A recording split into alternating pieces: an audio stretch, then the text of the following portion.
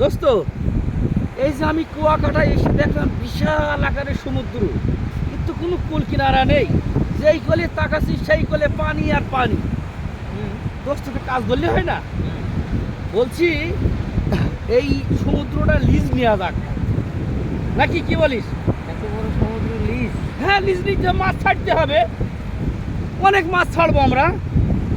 মাছ ধরবেন কিভাবে? আরে মাছ ধরবো কিভাবে? আরে পাগল, এখানে হচ্ছে জাল টেনে মাছ ধরবো, সমস্যাটা কি? এত বড় সমুদ্রে মাছ ধরা যায়? আর হ্যাঁ ভাই, ধরা যাবে না কি হয়েছে? সমুদ্রে মাছ ধরা যাবে না কি হয়েছে? সব ধরা যাবে।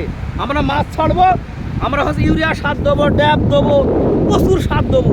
আর এই সমুদ্রেই মনে করো আমরা মাছ ছেড়ে দেবো, ইলিশ মাছ, তারপর হচ্ছে কই মাছ, চ্যাং মাছ, জেওল মাছ, এইসব মাছ আমরা ছাড়বো।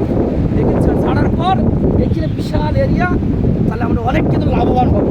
ঠিক আছে, ওই জন্য আজকে গিয়ে সরকারের কাছে গিয়ে আমরা লিজ নেবো। ঠিক আছে, এটা যেন মাথায় রাখে, লাভজনক ব্যবসা। দোস্ত, কেউ কেউ তো লিজ নিইনি, আর কেউ যেন না আনে তার আগে কিন্তু আমাদের লিজ নিতে হবে। ঠিক আছে, ঠিক আছে। ওকে ওকে ওকে ওকে।